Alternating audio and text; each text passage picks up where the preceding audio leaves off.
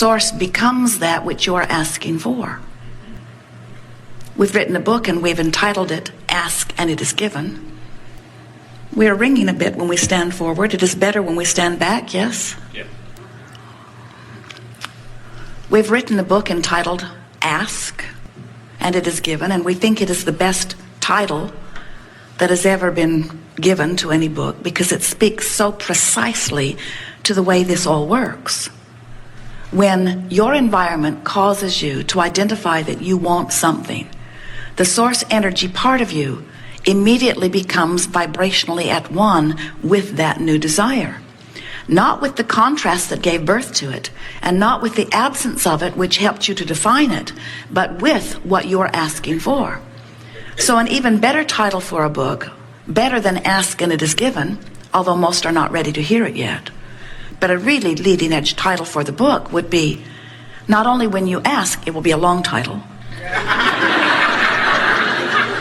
Not only when you ask is it given, but when you ask, the non-physical part of you becomes the vibrational equivalent of that which you are asking for. Can you hear that? In other words, the source that is within you so understands your ability to define what is best for you that when you define it, source literally becomes it and begins in that moment and forevermore offering a vibrational beacon which literally, if you will listen for it, will draw you right to what you're asking for. It's the way your guidance system works. But in order to understand that, first you must understand that you are source energy, mostly, who has projected a part of that which you are into your physical body. And that as you are here in this physical body, you identify with greater precision that which you are now wanting. And as those new desires are born, that the source energy part of you goes to those new desires, literally rides your rocket of desire, literally becomes that which you are asking for. So now there is the potential, in fact it's always true, especially in the beginning, there is the potential of you now being maybe a little bit out of whack with you. Because your life in your body has just caused you to become even more. And the non-physical part of you has become more. But the question is, have you let yourself stay up to speed with that which you have become? Any awareness or not, any presence of negative emotion means you have not let yourself yet stay up to speed with that which you have become. Do you get that? Do you understand that? You cannot help but constantly become more, and that the larger part of you instantly becomes more, and that if you keep beating the drum of what caused you to become more, in other words, you live a situation where you are sick and so you want wellness, and your source energy becomes weller than it has ever been because of your sickness. You hear that? Your sickness made you define your desire for wellness, and the non-physical part of you, the larger part of you, became even weller and offers a vibration of stronger wellness. But if you beat the drum of how sick you are, then you cause a separation between the vibration of how well you really are and what you are allowing in this moment. When you're living life experience and you don't have enough money, you automatically, whether you even put words to it or not, ask for more money. And the non-physical part of you becomes that more affluent being, vibrationally, and offers the pure signal of this expanded being that is you. But if you keep beating the drum of I don't have enough money, I've never had enough money, I don't know why enough money doesn't come to me, I'm irritated that that person over there seems to have more than enough money. That person should give me some of his money. As you beat that drum of lack, you affect a vibrational discord between where you are and not only what you are asking for, but what the larger part of you has become. It's so important that you get it, that the non-physical part of you preceded you because it existed before you did in this physical body, projected that which is you into this physical body, and then rides every rocket of desire that you give birth to. The expansion of everything is about that. The expansion, evolution of all things is about that. Even the one-celled organism is having expansion in just that way. Your cellular body is having expansion in just that way. So what this gathering is really wanting to ask you, what are you doing about your own expansion? Are you staying up with it? And if you say, oh, I'm high on life, then you are staying up with it. If you say, I feel enthusiasm every day, then you are staying up with it. If you say, oh, I keep birthing new desires and they just excite me, just the idea of them, then you are staying up with it. If you say, I'm in love, you're staying up with it. If you say, I feel such appreciation for this or that, you're staying up with it. But if you say, I am frustrated out of my mind, you're not staying up with it. If you say, I'm angry about this and that and this and that and this and that, you're not staying up with it. If you say, I'm depressed or discouraged or I'm afraid, then you're not staying up with it. When the terrorists bomb something and you feel fear, their bombing has caused you and billions of others to want something different than bombing. And source energy rushes to the idea of that new and improved life. But when you feel fear, you haven't gone to where source energy is gone. And so instead of helping your world become more evolved and more the way you want it to be, you're holding yourself right where you are, and your fear is your indicator that you didn't go with the expansion. Nice to know.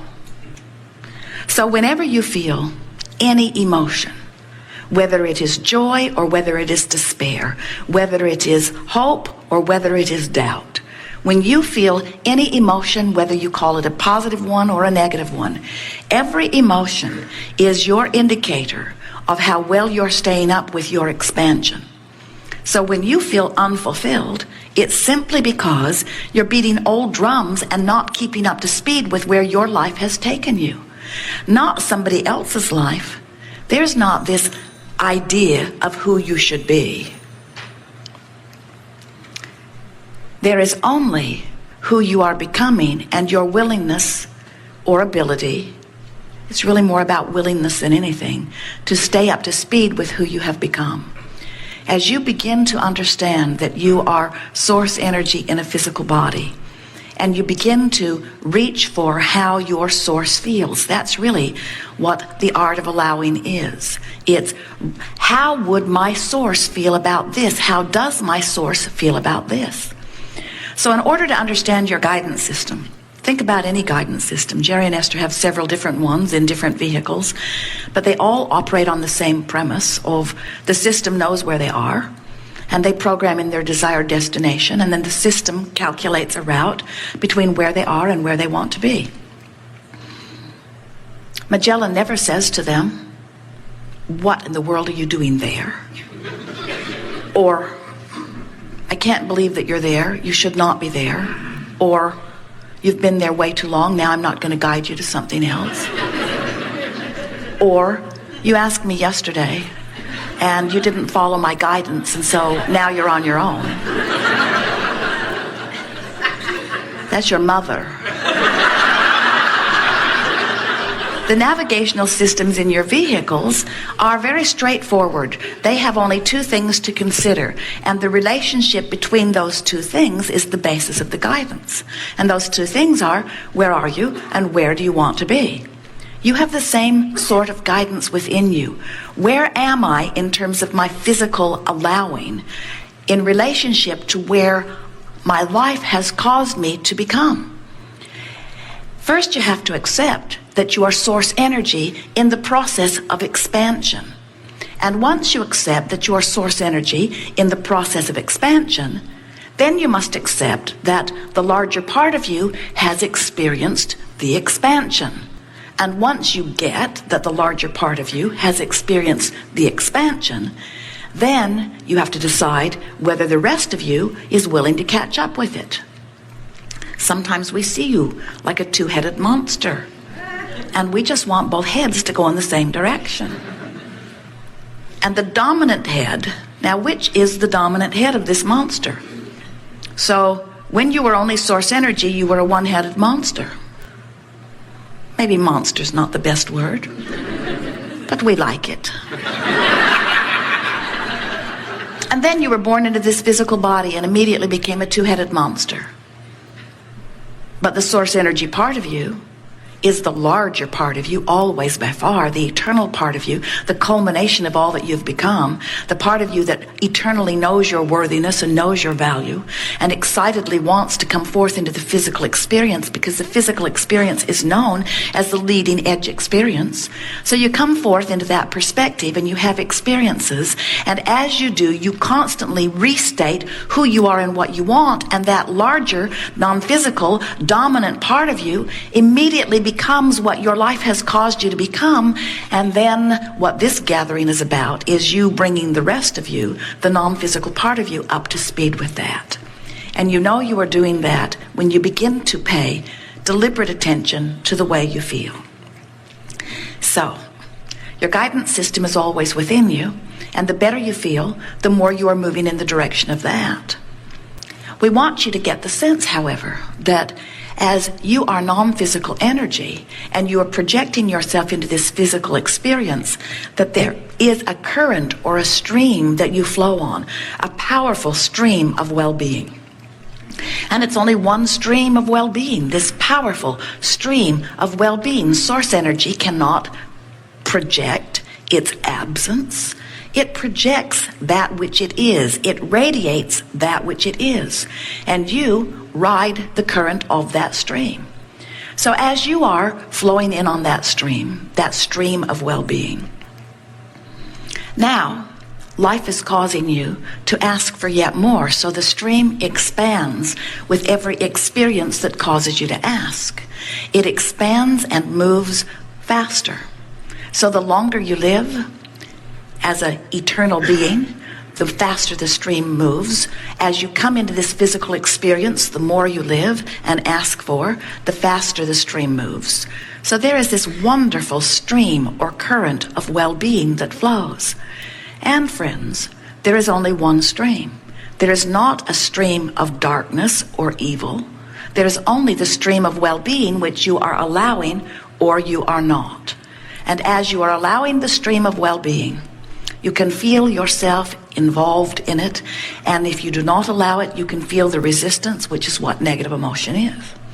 So as this stream of well-being is flowing, and as you are riding the current of this stream of well-being, and as life causes you to offer even more ideas and preferences and desires to this stream, now you're going with the flow, or you're not going with the flow, becomes more and more evident. There is an incredible ringing. Maybe a bit. Or maybe pointing the speaker more to the rear and not so much to the center or something. It may be the way the ceiling is configured, but none of these are operational. It is only these speakers that are causing it. How does it sound in the audience? You are hearing it all right? If everyone is happy, we are happy. If everyone is unhappy, we are happy.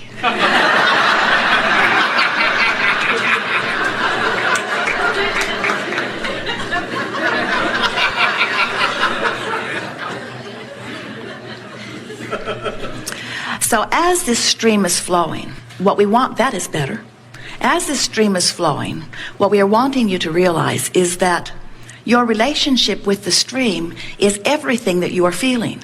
When you are letting yourself go with the stream, you feel wonderful. And if you do not, to the degree that you do not allow yourself to go, you do not feel so good. But the stream is only flowing toward that which you have become. And when you let yourself go with that stream, then you feel wonderful. And when you don't feel so good. We like to give you the analogy of taking your canoe or your raft, your boat, down to the edge of the stream, a fast-moving stream, and you set your boat into the water, and you deliberately turn it upstream and begin paddling very hard. And we say, why not turn it around and just go with the current? And humans say, oh, Abraham, that just seems lazy. And we say, but how long can you keep this up? And you say, I don't know, but I'm willing to find out. In fact, most of you say, I've been positioned by those who came before me to believe that paddling upstream is virtuous. And in fact, that's where we get all of our rewards here in this physical environment.